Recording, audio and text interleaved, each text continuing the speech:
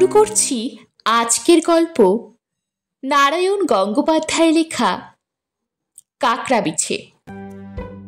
চাটুজ্জেদের রকে আমি, টেনিদা আর হাবুল সেন বসে মোড়ের বুড়ো হিন্দুস্থানের কাছ থেকে কিনে আনা 3টে ভুট্টা পোড়া খুব তরিবত করে খাচ্ছিলুম। হঠাৎ কোত্থেকে লাফাতে লাফাতে ক্যাবলা এসে হাজির। ডিলা গ্র্যান্ডে মেফিস্টোফিলিস, মেরেছি একটাকে। কচর কচর করে ভুট্টার দানা চিবুতে চিবুতে টেনিদা বললে, হঠাৎ এত লম্ফঝম্প যে? কি মেরেছিস? মাছি না ছারপোকা? একটা মস্ত কাকড়া বিছে। দেওয়ালের ফুটো থেকে বেরিয়ে দিব্যি ল্যাচ তুলে আমাদের ছেদিলালকে কামড়াতে যাচ্ছিল। ছেদিলাল আপন মনে গান গাইতে গাইতে গরু দুয়াচ্ছে, কিচ্ছু টের পায়নি। আমি দেখেই একটা ইট তুলে ঝা করে মেরে দিলুম। ব্যাস ঠান্ডা। টেনিদা মুখটাকে কুচু চিংড়ির মতো সরু আর বিচ্ছিরি করে বলল, ফু। ফু মানে? ক্যাবলা চটে গেল। কাকড়া বিছের সঙ্গে চালাকি নাকি? একবার কামড়ালেই বুঝতে পারবে। কাকড়া বিছের সঙ্গে চালাকি কে করতে যাচ্ছে? কিন্তু কলকাতায় কাকড়া বিছে? রাম রাম, ওরা তো ডেও পিঁপড়ের বর্দা ছাড়া কিছু নয়। আসল কাকড়া বিছের কথা জানতে চাস তো আমার পচা মামার গল্প শুনতে হবে। গল্পের আরম্ভে ক্যাবলা তরাক করে রকে উঠে বসল। হাবুল বললে, পচা মামা? এই নামটা এইবারে যেন নতুন শুনতেছি। কাল শুনবি আরো, এখনই হয়েছে কি? ভুট্টার দানাগুলো শেষ করে টেনিদা এবার সবটা বেশ করে চেটে নিলে। আর যত শুনবি ততই চমকে যাবি। আমি একবার মাথাটা চুলকে নিয়ে বললুম, একটা কথা জিজ্ঞেস করবো টেনিদা? ভুট্টার গোছটা ছুঁড়ে ফেলে দিয়ে টেনিদা মোটা গলায় বললে, ইয়েস, পারমিশন দিচ্ছি। তোমার কটি মামা আছে সব শুদ্ধ? টেনিদা বললে, 555, মানে 555 জন। আমি কাকের মতো হা করে বসে রইলুম। ক্যাবলা একটা খাবি খেলো, আর হাবুল সেন ডুকরে উঠল, খাইছে। ইউ শাট আপ হাবলা, চিল্লাসনি। মামা কিরকম জানিস? ঠিক রেকারিং ডেসিমেলের মতো, মানে শেষ নেই।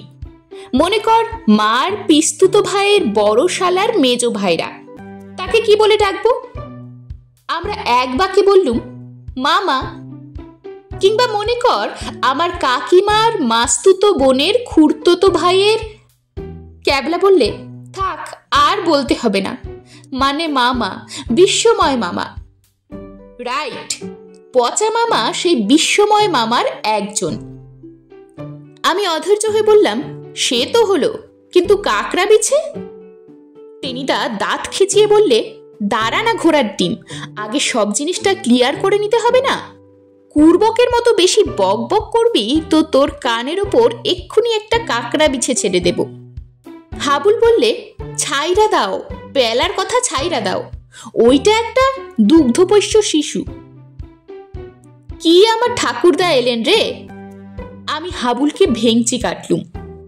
টেনিদা আমার মাথায় টাং করে একটা টোকা মেরে বললে, ইউ স্টপ নাও, নো ঝগড়া। তাহলে 2 থাপ্পড় দিয়ে দুটোকেই তাড়িয়ে দেব এখান থেকে। এখন পচা মামার গল্প শুনে যা, খবরদার ডিস্টার্ব করবি নে। আমরা এক বাক্যে বললুম, না না। পচা মামা, বুঝলি? একটা গলা খাকারি দিয়ে টেনিদা শুরু করলে। স্কুলে 7 বার ম্যাট্রিক পরীক্ষায় ফেল করেছিল। 8 বারের বার টেস্টেও যখন অ্যালাউ হতে পারল না, তখন দাদু মানে পচা মামার বাবা তাকে পেল্লায় এক চর মেরে বলল, নিকালো আমার বাড়ি থেকে, হতভাগা মুখ্যু কুপুত্তুর বোম্বেতে অকাল কুষ্মাণ্ড কোথাকার। একসঙ্গে 4-4টে ওরকম জবরদস্ত গাল, আর গালের উপর অমনি একখানা কি বলে জ্যাডাপহ চাটি। আমি জিজ্ঞেস করলুম, জ্যাডাপহ মানে কি? আমি কোত্থেকে জানবো, শুনতে বেশ জাদরের লাগে, তাই বললুম। ক্যাবলা বলতে গেল, জ্যাডাপহ অর্থ কিনা যা জড়তা, অপহরণ।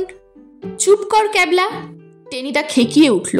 তুই আর পণ্ডিতের মতো টিকটিক করিসনি, ফের যদি বিদ্যে ফলাবি আমি আর গল্প বলবই না। মুখে বল্টু এঁটে বসে থাকবো। আমি ব্যস্ত হয়ে বললুম, না না, আমরা আর কথা বলবো না, গল্পটাই চলুক। টেনিদা আবার শুরু করলো। সেই চাটি খেয়ে পচা মামার মন উদাস হলো। ম্যাট্রিক পরীক্ষা নিকুচি করেছে, এমন অপমান সহ্য করা যায়? পচা মামা সেই রাতেই দেশান্তরী হলো, মানে বিদেশে আর যাবে কোথায়? তখনও পাকিস্তান হয়নি, সোজা দার্জিলিং মেলে উঠে পড়ল। নামলো গিয়ে শিলিগুড়িতে। সেখান থেকে হাঁটতে হাঁটতে পাহাড় জঙ্গল ভেঙে বাংলাদেশের চৌহদ্দি পেরিয়ে একেবারে চলে গেল ভুটানে। ইচ্ছে ছিল তিব্বতে গিয়ে অতীশ দীপঙ্করটার হবে, কিন্তু একে বেজায় শীত, তাই ভুটান তখন লালে লাল। লালে লাল? ক্যাবলা জিজ্ঞেস করলে। ভুটানিরা খুব দোল খেলে বুঝি? তোর মুন্ডু, লেবু রে লেবু, কমলা লেবু। ভুটানি কমলা বিখ্যাত, জানিস তো? আর পাহাড় আলো করে সব বাগান, তাতে হাজারে হাজারে ফল পেকে টুকটুক করছে, ঝরে পড়ছে গাছতলায়। যত খুশি কুড়িয়ে খাও, কেউ কিচ্ছুটি বলবে না। এমনকি এদিক ওদিক তাকিয়ে দু চারটে ছিঁড়ে নিতে পারো, কে আর অত লক্ষ্য করতে যাচ্ছে? মোদ্দা কথা, ওই কমলা লেবুর টানেই পচা মামা ভুটানে আটকে গেল। যেখানে সেখানে পড়ে থাকে আর পেট ভর্তি কমলা লেবু খায়। দেখতে দেখতে পচা মামার ছিবড়ে বাদুর চোষা চেহারাই পাল্টে গেল একদম। দাদু কিপটে লোক, তার বাড়িতে পুঁইডাঁটা চচ্চড়ি, কড়াইয়ের ডাল আর খোলসে মাছের ঝাল খেয়ে পচা মামার বুদ্ধি টুদ্দিগুলোতে মরচে ধরে গিয়েছিল, কিন্তু কমলা লেবুর রসে হঠাৎ সেগুলো চাঙ্গা হয়ে উঠল। ওদিকে সবচাইতে বড় বাগানের মালিক হলো পেম্বা দর্জি শিরিং। নামটা কি বলে একটু হলেও লোকটি বেশ ভালো মানুষ। গোলগাল চেহারা, গায়ে ওদের সেই কালো আলখাল্লা, মাথায় কাঁচা পাকা চুলে লম্বা বিনুনি, মুখে 5-7 গাছা দাড়ি, সবসময় মিঠে মিঠে হাসি, আর রাত দিন চমড়ি গাইয়ের জমাট দুধের টুকরো চুষছে। পচা মামা তাকে গিয়ে মস্ত একটা সেলাম ঠুকে বললে, শিরিং সাহেব, আমি একজন বিদেশি। শিরিং হেসে বললে, সে জানি, আজ 15 দিন ধরে তুমি আমার বাগানের লেবু খেয়ে আধা ষাট করছো, কিন্তু আমরা অতিথি বৎসল বলে তোমায় কিছু বলিনি। ভুটিয়া হলে আমার এই কুকরি দিয়ে মুন্ডুটি কচাত করে কেটে নিতুম। শুনে পচা মামার রক্ত জল হয়ে গেল। বললে, সাহেব, আমি খুব হাংরি বলেই। শিরিং চমড়ি গাইয়ের দুধের টুকরো মুখে পুরে বললে, ঠিক আছে, আমি কিছু মাইন্ড করিনি। ওই তো তোমার বাঙালির পেট, কি বা তুমি খেতে পারো? এখন বলো, কি চাও? শিরিং সাহেব, পচা মামা হাত কচলাতে কচলাতে বললে, শুধু কমলা লেবু চালান দিয়ে কি বা লাভ হয় আপনার? কম কি, লাখ খানেক? আগে এই লাখ টাকা যদি 5 লাখ হয়? শুনে শিরিং সাহেব নড়ে বসল। তা কি করে হতে পারে? আপনি অরেঞ্জ স্কোয়াশ অর্থাৎ বোতল ভর্তি করে কমলা লেবুর রস বিক্রি করুন, তাতে লাভ অনেক বেশি হবে। শিরিং হাসল। এ আর নতুন কথা কি, এই তো মাইল 5 দূরে ডিক্রুজ বলে এক সাহেব একটা কারখানা করেছে। সে তো জুত করতে পারছে না, বাজারে দারুণ কম্পিটিশন। কলকাতা ও বোম্বাইতে অনেক বড় কোম্পানি, আমরা সুবিধে করতে পারবো কেন? পচা মামা আবার একটা লম্বা সেলাম ঠুকলো। যদি এমন অরেঞ্জ স্কোয়াশ তৈরি করতে পারি যা স্বাদে গন্ধে যাকে বলে অতুলনীয়, মানে যা খেলে লোকে আর ভুলতে পারে না, একবার খেলে বারবার খেতে চায়, সে জিনিস তৈরি করবে কে? তুমি? চেষ্টা করে দেখতে পারি। তুমি কি কেমিস্ট? আমি MSc। পচা মামা চাল মারল, বুঝতেই পারছিস, কিন্তু বিদেশ বিভুঁয়ে একাত্র ওসব করতেই হয়, নইলে কাজ চলে না। পচা মামা ভাবল, বাঙালির ব্রেন, একটা কিছু করে ফেলবই। শিরিং খানিকক্ষণ গম্ভীর হয়ে কি ভাবল, তারপর বললে, বেশ, চেষ্টা করে দেখো, কিন্তু দিন 15 সময় দিতে হবে। 15 দিন কেন? শিরিং উৎসাহ দিয়ে বললে, 1 মাস সময় দিচ্ছি, তুমি আমার আউট হাউসে থাকো, এক্সপেরিমেন্টের জন্য যা যা চাও সব দেব। যদি সাকসেসফুল হতে পারো তোমাকে কারখানার চিফ কেমিস্ট করে দেব, আর মাসে 2000 টাকা করে মাইনে। পচা মামা এসে শিরিন সাহেবের আউট হাউসে উঠল। সে কি রাজকীয় আয়োজন! এমন গদিয়াটা বিছানায় পচা মামাদের কেউ 7 জন্মে শোয়নি। দুবেলা এমন ভালো ভালো খাবার খেতে লাগলো যে 3 দিন পরে একবার করে পেটের অসুখে ভুগতে লাগলো। আর সেই সঙ্গে চলল তার এক্সপেরিমেন্ট। কখনো কমলা লেবুর রসে আদা মেশাচ্ছে, কখনো মধু, কখনো চায়ের লিকার, কখনো ঝোলা গুড়, কখনো বা 1-8 শিশি হোমিওপ্যাথিক ওষুধই ঢেলে দিচ্ছে। মানে প্রাণে যা চায় আর খেয়ে খেয়ে দেখছে। কোনোদিনও বা 1 চামচ খেয়েই বমি করে ফেললো, কোনোদিন মুখে দিতে না দিতেই তিরিং তিরিং করে লাফিয়ে উঠল, কোনোদিন নেহাত মন্দ লাগলো না, আর কোনোদিন মুখ এমন টকে গেল যে ঝাড়া 48 ঘন্টা কিছু আর দাঁতে কাটতে পারে না। এদিকে 1 মাস যায়। শিরিন সাহেব মাঝে মাঝে খবর নেয় কদ্দূর হলো। পচা মামা বুঝতে পারলো এবারে রাজভোগ আর বেশি দিন চলবে না। 1 মাসের ভেতর কিছু করতে না পারলে এই খাওয়ার সুখ সুদে আসলে আদায় করে নেবে। পিটিয়ে তক্তা তো করে দেবেই, কচাং করে মুন্ডিটিও কেটে নিতে পারে। পচা মামা রাত জেগে ভগবানের কাছে প্রার্থনা করে আর এক্সপেরিমেন্ট চালায়। তারপর একদিন মধু, আদা, হোমিওপ্যাথিক ওষুধ আর পিঁপড়ের ডিম মিশিয়ে যেই এক্সপেরিমেন্ট করেছে, ওহ কি বলবো তোদের, কি তার স্বাদ! 1 চামচ খেয়ে মনে হলো যেন পোলাও, পায়েস, ছানার ডালনা, আলু কাবলি, বেলের মোড়, দরবেশ, রাবড়ি, মানে যত ভালো ভালো খাবার জিনিস রয়েছে সব যেন কে একসঙ্গে তার মুখে পুরে দিলে। এমন অপূর্ব, এমন আশ্চর্য স্কোয়াশ পৃথিবীতে কেউ কখনো খায়নি। পচা মামা তখনই গিয়ে শিরিন সাহেবকে সেলাম ঠুকলো। বললে, আমি রেডি, এক্সপেরিমেন্ট সাকসেসফুল।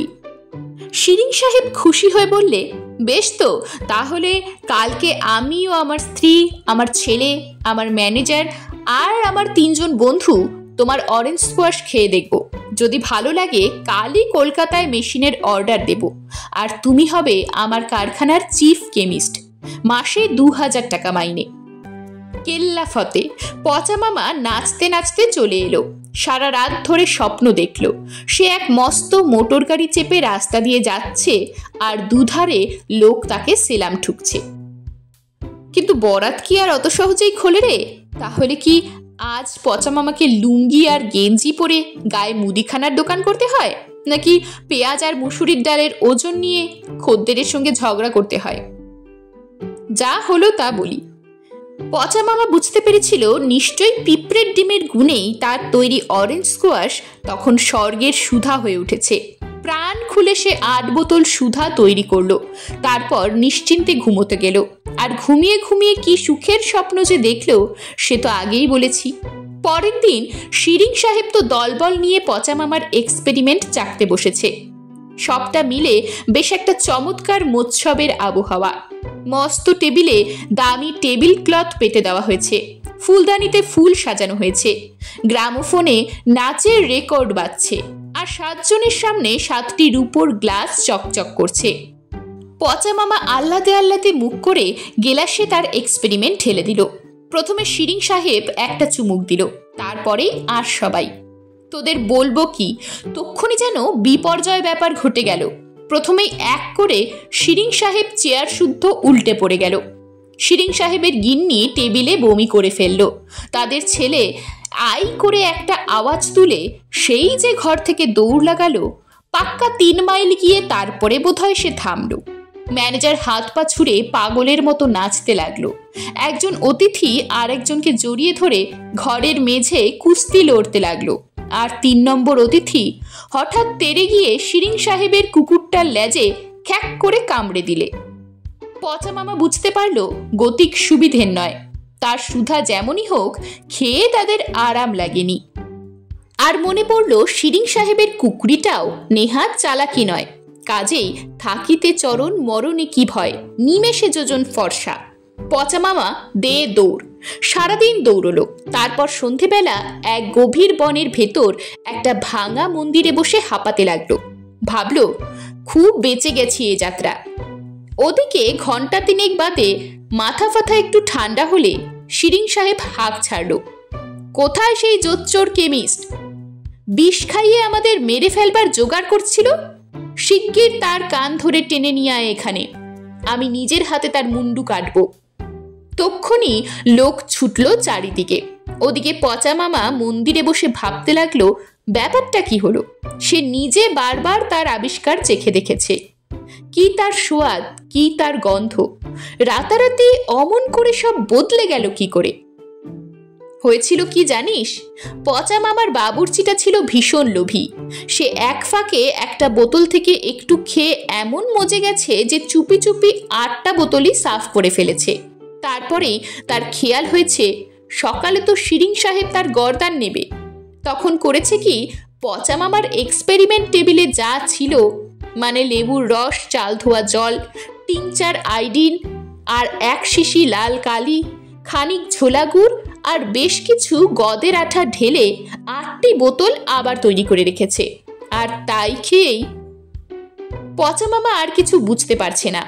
সামনে সেই ভাঙা মন্দিরটার ভেতরে বসে মশার কামড় খাচ্ছে, আর ভয়ে আর শীতে ঠক ঠক করে কাঁপছে। ভাবছে রাত্রিটা কোনো মতে কাটলে হয়, তারপর আবার এক দৌড়। মাইল 10 পেরুতে পারলেই ভুটান বর্ডার ছাড়িয়ে লঙ্কাপাড়া চা বাগান। তখন আর তাকে কে পায়? পচা মামা যেখানে বসে আছে তার দুপাশে ভাঙা মেঝেতে বিস্তর ফুটো ফাটা। সেই ফুটো দিয়ে ধীরে ধীরে কয়েকটি প্রাণী মুখ বের করলো। কালো কটকটে তাদের রং, লম্বা লম্বা লেজের আগা বড়শির মতো বাঁকানো, চোখে সন্ধানী দৃষ্টি। শীতের দিন, ভালো খাওয়া দাওয়া জোটে না, পেটে বেশ খিদে ছিল তাদের। ওদিকে পচা মামার কোটের পকেট থেকে কেক, ডিম ভাজা এসবের বেশ মনোরম গন্ধ বেরুচ্ছে। পালাবার সময় পচা মামা টেবিল থেকে যা পেয়েছে 2 পকেটে বোঝাই করে নিয়েছিল। বুঝেছিল পরে এসব কাজে লাগবে। সুরসুর করে দুদিকের পকেটে তারা একে একে ঢুকে পড়ল। খাবারের ধ্বংসাবশেষ কিছু ছিল, তাই খেতে লাগলো এক মনে। পচা মামা উদাস হয়ে বসেছিল। এসব ব্যাপার কিছুই সে টের পেল না। হঠাৎ তার মুখের উপর টর্চের আলো, আর সঙ্গে সঙ্গে ভুটিয়া ভাষায় কে যেন বললে, এই যে পাওয়া গেছে। আরেকজন বললে, এবার কান ধরে টানতে টানতে নিয়ে চল, সকালে শিরিন সাহেব ওর মুন্ডু কাটবে। পচা মামার রক্ত জল হয়ে গেল। সামনে দৈত্যের মতো জোয়ান 2 ভুটিয়া, কোমরে চকচকে কুকুরির খাপ। অন্ধকারেও পচা মামা দেখলো তার মুখের উপর টর্চ ফেলে ঝকঝকে দাঁতে হাসতে হাসতে তারা তারই দিকে এগিয়ে আসছে। পচা মামা দাঁড়িয়ে পড়ল। পালাবার পথ বন্ধ, তবু মরিয়া হয়ে ভাঙা গলায় চেঁচিয়ে উঠল, সাবধান, এগিয়েও না, আমার 2 পকেটেই রিভলভার আছে। রিভলভার? 2 মূর্তি ঝাঁপিয়ে পড়ল পচা মামার ওপর। পচা মামা কিছু বলবার আগেই দুজনের 2টো হাত তাকে জাপটে ধরল, আর 2টো বাঁ হাত তার 2 পকেটে রিভলভার খুঁজতে লাগলো। আর তক্ষুনি 2 জোয়ানের গগনভেদী আর্তনাদ। পচা মামাকে ছেড়ে দিয়ে তারা সোজা মেঝের ওপর গড়াতে লাগলো। ওরে বাপরে, মেরে ফেলেছে রে, গেলুম গেলুম। ঠিক তখন বনের ভেতর দিয়ে পূর্ণিমার চাঁদের আলো পড়ল। সেই আলোয় পচা মামা দেখল দুজনের হাতেই 1 জোড়া করে কালো কদাকার পাহাড়ি কাঁকড়া বিছে লটকে আছে, আর তার নিজের পকেটের ভেতরে সমানে আওয়াজ উঠছে খরর খরর করে। উড়ি দাদা! পচা মামা একটানে গায়ের কোটটা ছুঁড়ে ফেলে দিল। তারপর ওদের পড়ে থাকা টর্চটা কুড়িয়ে নিয়ে দৌড় দৌড় রাম দৌড়। সকালের জন্যেও অপেক্ষা করতে হলো না। একটা চিতাবাঘের পিঠের উপর হাই জাম্প দিয়ে, একটা পাইথনের লেজ মারিয়ে, ডজনখানেক শেয়ালকে আটকে দিয়ে রাত 9টার সময় যখন লঙ্কাপাড়া চা বাগানে এসে আছাড় খেয়ে পড়ল, তখন তার মুখ দিয়ে গ্যাজলা উঠছে। বুঝলি ক্যাবলা, এই হলো আসল পাহাড়ি কাঁকড়া বিছের গল্প। 2টো অমন বাঘা জোয়ানকে ধা করে শুইয়ে দিলে তোর কলকাতার কাঁকড়া বিছে ওদের কিছু করতে পারতো? টেনিদা থামলো। ক্যাবলা মাথা চুলকোতে লাগলো। হাবুল বললে, একটা কথা জিগাই মু টেনিদা। টেনিদা হাবুলের কথা নকল করে বললে, হ জিগাও। কাঁকড়া বিছায় কেক, বিস্কুট, ডিম ভাজা খায়? এ তো আর তোর কলকাতিয়া নয়, পাহাড়ি কাঁকড়া বিছে, ওদের মেজাজি আলাদা। আমার কথা বিশ্বাস না হয় পচা মামাকে জিজ্ঞেস কর। তেনারে পামু কই? টেনিদা বললে, ধ্যারে কালীকেষ্টপুরে। আমি জানতে চাইলুম, সে কোথায়? টেনিদা বললে, খুব সোজা রাস্তা। প্রথমে আমতা চলে যাবি, সেখান থেকে 10 মাইল দামোদরে সাঁতার কাটবি, তারপর ডাঙায় উঠে 40 মাইল 75 গজ 11.5 ইঞ্চি হাঁটলেই ধ্যারে কালীকেষ্টপুরে পৌঁছে যাবি। আচ্ছা, তোরা তাহলে সেখানে রওনা হয়ে যা। আমি এখন একবার পিসিমার বাড়ি চললুম। টাটা। বলেই হাত নেড়ে লাফিয়ে পড়লো রক থেকে, ধা করে হাওয়া হয়ে গেল। এরকমই আরো সব গল্প পেতে চ্যানেলটিকে সাবস্ক্রাইব করে দেবেন। আর গল্পটি যদি ভালো লেগে থাকে তাহলে লাইক, শেয়ার আর কমেন্ট করে দেবেন।